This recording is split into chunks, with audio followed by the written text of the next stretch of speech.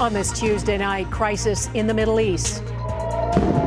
Israel vows military action to change the reality as Hamas fires back.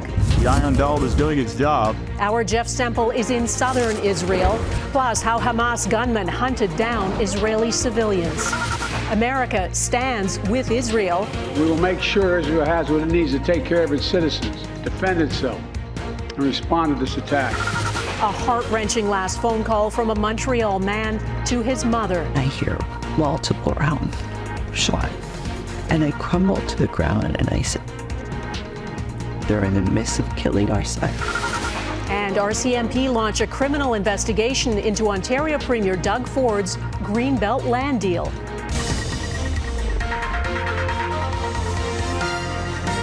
Global National with Donna Friesen. Good evening and thanks for joining us. Israel is used to fighting wars, but not like this one. 4 days after the deadliest attack in decades, where families, including women and children, according to Israel, were killed in their homes, Israel is preparing for a possible ground offensive in Gaza. A warning, some of the images in our reporting tonight are disturbing. Israeli soldiers going house to house today, retrieving the dead. 4 days after Hamas gunmen rampaged through towns near Gaza's border, shooting civilians in their homes. One Israeli general says it's not a battlefield, it's a massacre. More than 1,000 are dead, according to Israel, and bodies are still being found. Tonight, a volley of rockets was launched from Gaza to the southern Israeli city of Ashkelon. The response? Israel has laid siege to Gaza, home to more than 2 million people, razing whole districts to dust and cutting off electricity, plus supplies of food, water, and medicine. The health ministry says at least 900 people have been killed and more than 4,500 wounded. Unlike Israel, the Gaza Strip has no air raid sirens or bomb shelters. Israel calls it mighty revenge, despite a threat from Hamas militants to execute one Israeli captive for each home in Gaza hit without warning. Tonight, we have team coverage from the region and around the world. Our Jeff Semple is in Jerusalem. Crystal Goomansingh is in Beirut, Lebanon. Touria Izri is in Ottawa with information on the Canadian casualties. And Jackson Prosco is in Washington on how America is reacting.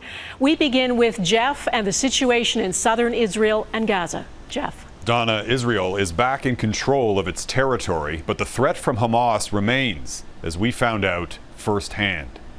Hospital staff here in the Israeli city of Ashkelon had hoped the worst was over.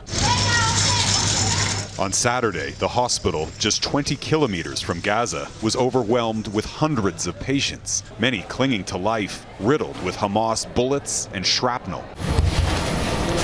The hospital itself took a direct hit.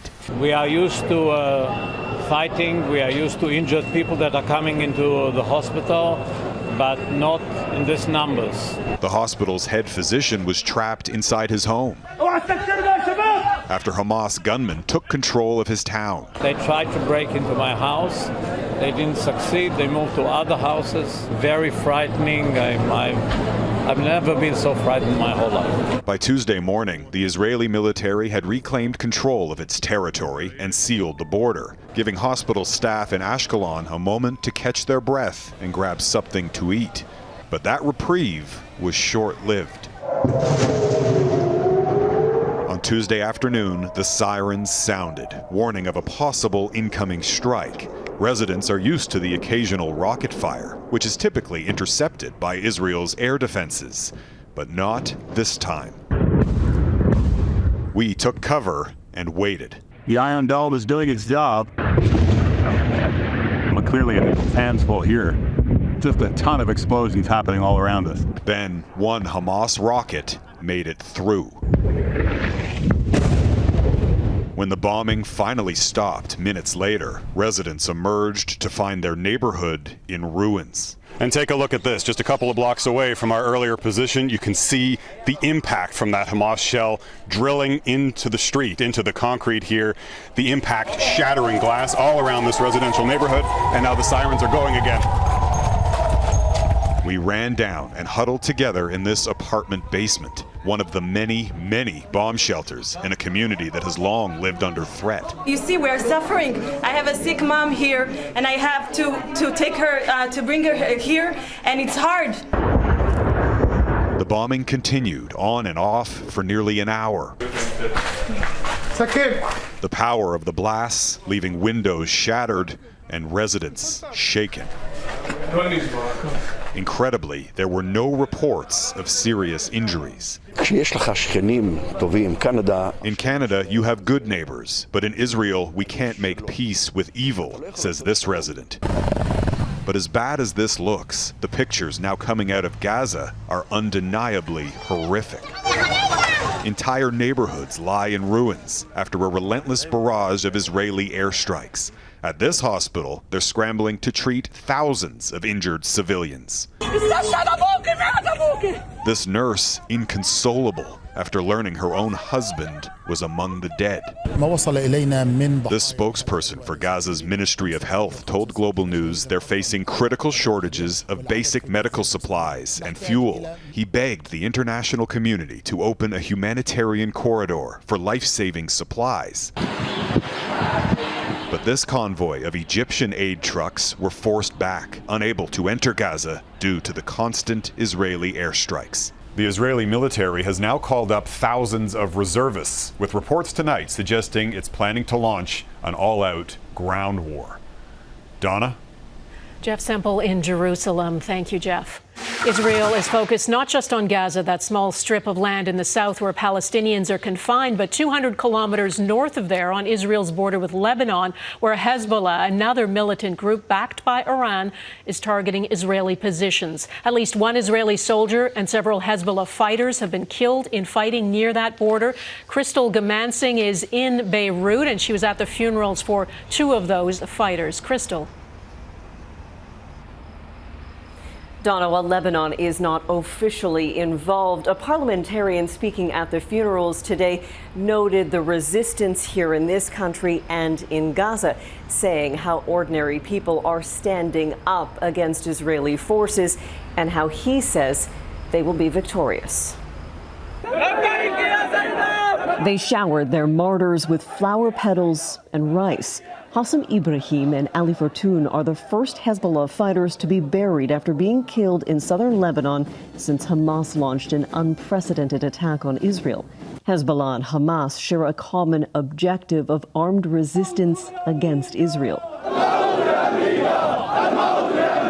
Mourners chanted death to Israel and death to America. The U.S. is seen as blindly supporting Israel while ignoring all the Palestinian lives taken over the years. This Lebanese parliamentarian told the crowd the resistance movement will be victorious and that not even America can help Israel.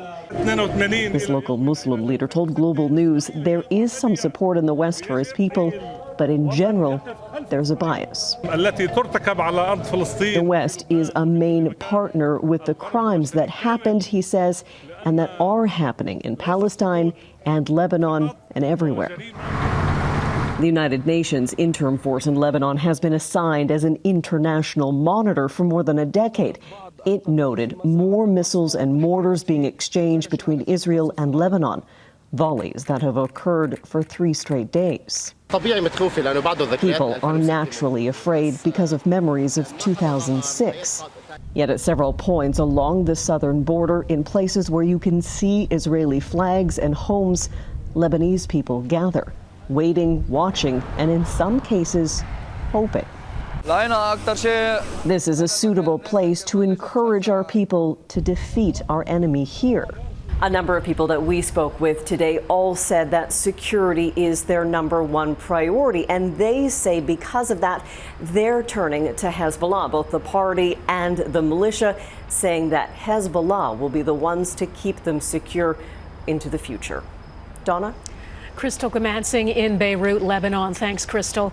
At least 2 Canadians were killed in the Hamas attack. Both 22-year-old Ben Mizrachi from British Columbia and 33-year-old Alexandre Look from Montreal were shot in southern Israel. 2 other Canadians are missing. It's believed they were abducted by Hamas. Touria Izri on what we know about them and the other Canadians who are safe but desperate to get out of Israel and Gaza. When Ben Mizrachi was reported missing, his parents got on one of the last flights from Canada to Israel. They did not know at the time their son was already dead. It's a terribly difficult time, and I couldn't imagine anything worse. Mizrachi was one of more than 260 people killed when Hamas gunmen opened fire on a music festival in southern Israel. Knowing Ben, can only imagine that, there was some kind of self-sacrifice there, that he was looking out for others. 33-year-old Montrealer Alexandre Look was at the same festival and also died. Several Canadians are believed to be held hostage, including Vivian Silver and Adi Vitel Kaploon. My daughter Tiferet was apparently taken hostage by Hamas. This Israeli-Canadian father is appealing to the Trudeau government for help. For Canadians with family in Gaza, these are also anxious hours. It's very difficult. Dalia El Farah's father lives in the densely populated enclave, now under heavy bombardment by Israeli forces. He actually tried to leave the Gaza Strip through the Egyptian border, and while he was there, it was bombed, so they turned everyone back. Torontonian Ann Dennis reached out to Global Affairs and says she's only received automated emails. This is war. Where is my government to help me get out of here? Now, late this evening, Foreign Affairs Minister Melanie Joly tweeted that Canada will start airlifting Canadian citizens out. Joly says the assisted departure will be from Tel Aviv in the coming days with the help of aircraft from the Canadian Armed Forces. Donna? All right, Touria, thanks.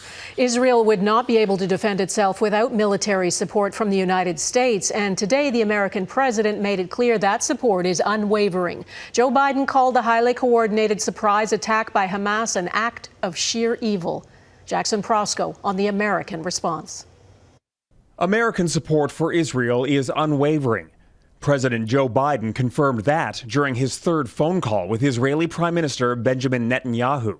We will make sure the Jewish and democratic state of Israel can defend itself today, tomorrow, as we always have. It's as simple as that. These atrocities have been sickening. A U.S. aircraft carrier strike group is en route to the region. So are more weapons for Israel. Anyone thinking of taking advantage of this situation, I have one word: don't. More than a dozen Americans are among those killed by Hamas. 20 or more are missing, possibly taken captive. And they are responsible to bring the U.S. citizens back home safe and sound. We expect nothing less from the U.S. administration. Washington says it's offering Israel hostage rescue expertise. It is people who can work on intelligence, who can work on overall planning, who can work on coordination with the Israeli government. We are not currently sending forces to Israel. Western nations remain equally clear-eyed in their support. An der Seite Israels. We stand jointly on the side with Israel, said Germany's chancellor. The conflict has showcased global divisions. In Moscow, Russian President Vladimir Putin called the situation a clear example of failure of U.S. policy. While Turkey's president lambasted the U.S. for sending an aircraft carrier, warning it would lead to very serious massacres in Gaza. None of that has deterred full-throated U.S. support for Israel. President Biden is now calling on Congress to take urgent action to approve more assistance as quickly as possible. Jackson Prosco, Global News, Washington. Ontario Premier Doug Ford's plan under police scrutiny. Coming up, RCMP launch a criminal investigation into the land swap deal. What was a political crisis for Ontario Premier Doug Ford has turned into a police matter. Today, the RCMP launched a criminal investigation into Ford's plan to open up Greenbelt land for development. Colin DeMello is at Queen's Park in Toronto. Colin, what do we know about this investigation? Well, Donna, this is the RCMP's Sensitive Investigations Unit that is now officially probing the Ford government's actions. They will not say exactly who is under investigation or what the specific allegations are, but this unit is typically tasked with looking into corruption or allegations of bribery. This entire situation exploded for this government over the course of the summer after two independent reports found that the Ford government had given developers insider access and preferential treatment in the removal of lands from Ontario's protected Greenbelt. Premier Doug Ford has always maintained that he has done nothing wrong personally. Today, his office released a statement saying they are taking this seriously. They will work with the investigators and cooperate with the investigation, but they also say they have zero tolerance for any wrongdoing within their government. Critics of this government say this investigation points them in a completely different direction.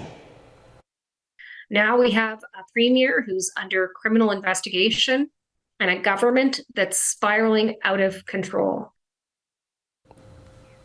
What's clear now is this is not going anywhere for the Ford government. They will continue to govern while under the cloud of a police investigation. Already, the Greenbelt scandal has cost 2 cabinet ministers their jobs. The premier was forced to apologize, and next week they'll table legislation to reverse the entire Greenbelt deal. Donna. All right, Colin DeMello at Queen's Park in Toronto, thank you. Still ahead, why Gaza has been at the center of a deadly conflict.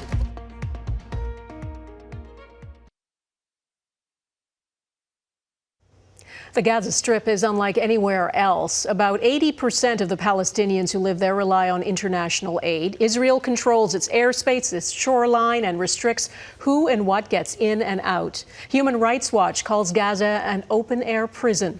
Eric Sorensen on how it became a hotbed of anger. Gaza is a small strip of land just 40 kilometers long, but it's packed with more than 2 million people. Many are refugees. As a people, they've never been given normal political rights.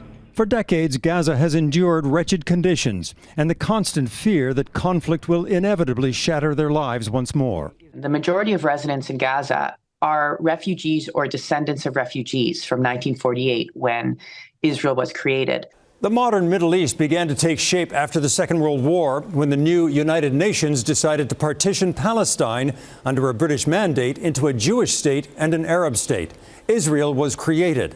Arabs did not accept the partition, and in subsequent fighting, Israel took over more territory. And in the Six-Day War of 1967, Israel took control of still more land, including the West Bank, the Golan Heights, and from Egypt, the Gaza Strip and Sinai Peninsula. The Camp David peace accords returned the Sinai to Egypt, but not Gaza. In 1987, an uprising, the first intifada, erupted in Gaza. Hamas was established as an armed resistance to Israel, and ever since, Gaza has been at the center of persistent conflict and human suffering. In 2005, Israel withdrew its troops and Israeli settlers from Gaza. Hamas, as both political party and a military force, seized control of Gaza, but Israel has continued to control the borders and almost everything that comes and goes. Hamas has launched multiple attacks into Israel over the last 15 years. This is a cycle of violence that has been going on since the Palestinian uprising. But clearly the latest attack into Israel has demonstrated a new level of capability by Hamas, backed, many believe, by Iran. The attack exploits long years of anger among Palestinians towards Israel. There were airstrikes, says this woman in Gaza. What did my children do to deserve this? There's nowhere for Gazan Palestinians to go during this time when Israel is responding with such force. Hamas would know that Israel's larger military would respond with full force, but their aim, it seems, is to bring misery to Israelis that will force them to want change. Eric Sorensen, Global News. Next, the heart-wrenching moment a mother realizes her son has been killed.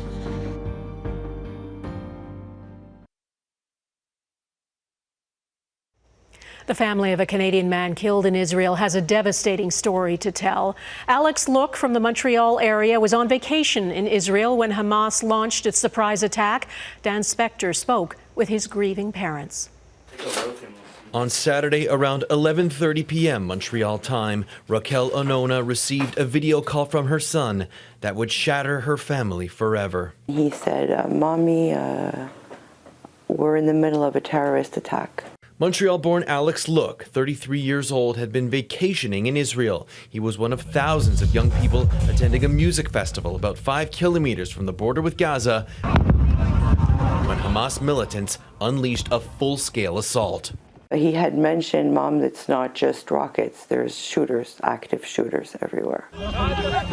Like many, Look and his friends tried to flee. His parents say he found refuge in a nearby bomb shelter, all the while continuing the video call with his mother. I hear him yell to his friends, the white pickup is coming our way, and there's a lot of them. So then I hear scurrying. I don't see anymore, I'm just hearing scurrying, scurrying. And then I hear multiple rounds, shots, shots, shots, shots. And I crumbled to the ground and I said, they're in the midst of killing our son. They held out hope that maybe he'd somehow survived. But after a sleepless night, they say a friend of their son called to deliver the news they had dreaded. And he said, I'm sorry to tell you, but Alex was murdered. We all just crumbled. We just crumbled. The family says, according to a survivor they spoke to, Alex stayed at the door of the shelter, trying to protect others. He confronted the Hamas soldier. He fought. He fought a good fight. He screamed, he yelled. They've found some solace in the compassion of their community. We're getting strength from our Alex. He's a hero. I wish he was less of a hero. He'd maybe still be here. What's made them angry is seeing certain demonstrators here in Canada in support of the violence. And I said, how dare they? Do they even know what they are celebrating? The family is living minute by minute as they work to have Alex's remains returned to Canada. As a fun-loving, generous, giant-hearted, bigger-than-life gift that we got for a short time, not nearly enough. Dan Spector, Global News, Montreal. And that is Global National. I'm Donna Friesen. We leave you with memorials and tributes around the world for all the civilians killed on both sides in this conflict. Thanks for watching.